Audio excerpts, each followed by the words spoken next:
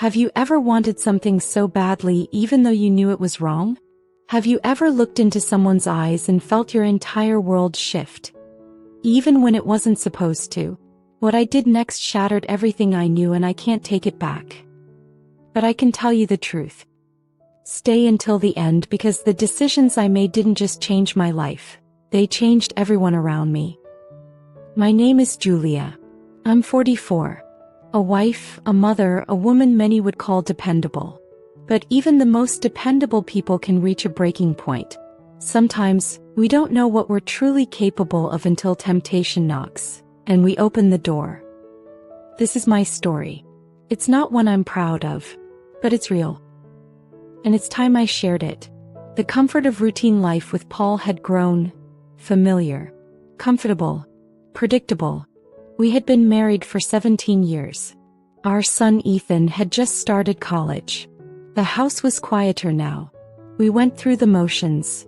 Dinner, TV, bed. Paul was a good man. He paid the bills, took care of repairs, never raised his voice.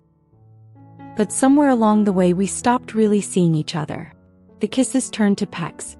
The conversations turned to grocery lists. The passion turned cold. I convinced myself it was normal. After all, isn't that what happens in long marriages? The unexpected spark. His name was Ryan. He was 33. A graphic designer who joined our firm for a 3-month contract. Tall, warm smile, sharp eyes that held something different. He wasn't just charming. He was curious about everything. He noticed people. He noticed me. "Julia, you have a way of calming a room," he said once after a tense meeting.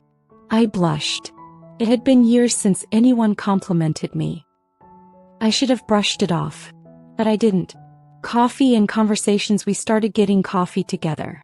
At first, it was casual, work talk, brainstorming, laughing about silly client requests. But soon our talks grew deeper. Books we loved. Childhood dreams. Secrets we hadn't told anyone in years. With Ryan, I felt alive again. He asked questions Paul never asked. He remembered things I said. He looked at me like I was the only person in the room. And I couldn't help but look back. The conflicted heart. Every morning I woke up thinking of Ryan. Every night I went to bed beside Paul, guilt gnawing at my chest. I hadn't done anything wrong, yet. But emotionally I was somewhere else.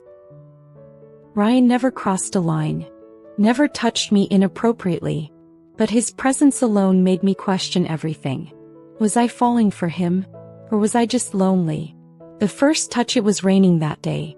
We stayed late finishing a project. The office was empty. I spilled tea on my blouse and he helped me grab paper towels from the supply room. When I turned to thank him, our hands touched. Something electric passed between us. He looked into my eyes and whispered, "Tell me to stop." But I didn't. We kissed. And in that moment I stopped being the dependable Julia. A world of secrets. We didn't plan it. But it happened again. And again.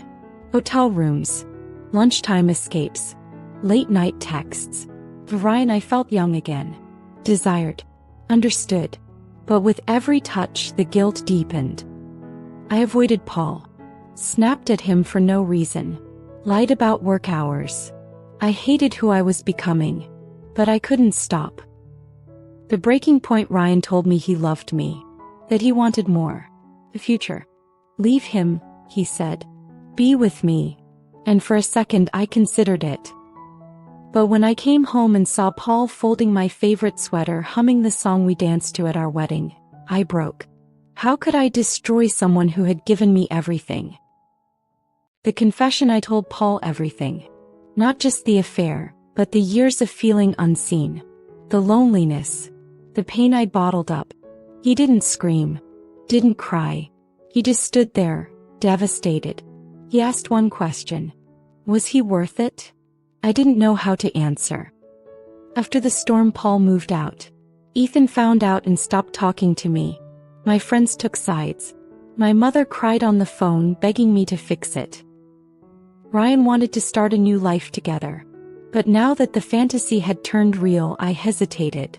I needed time. space to figure out who I really was. The journey back, I started therapy, spent hours journaling, volunteered at a local shelter. For the first time, I focused on healing, not from the affair but from years of losing myself. Paul and I met occasionally. He was hurting, but slowly we talked, not about us but about Ethan life regrets. Ryan left the city, sent me one final message. I'll always love you, but I hope you find peace. I didn't respond. Forgiveness. A year later, Paul and I shared dinner. No pressure, no expectations, just two people who had once built a life together. I don't know if we'll ever be the same, he said.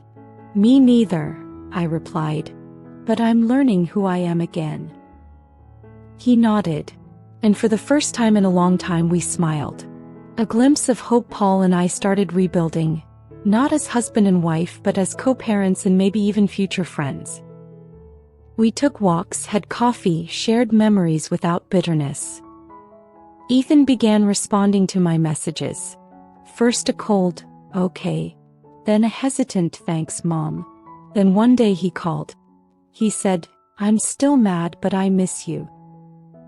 I cried for hours after that. Looking inward, I continued therapy. Learned about patterns of emotional starvation in long marriages. Read books about forgiveness.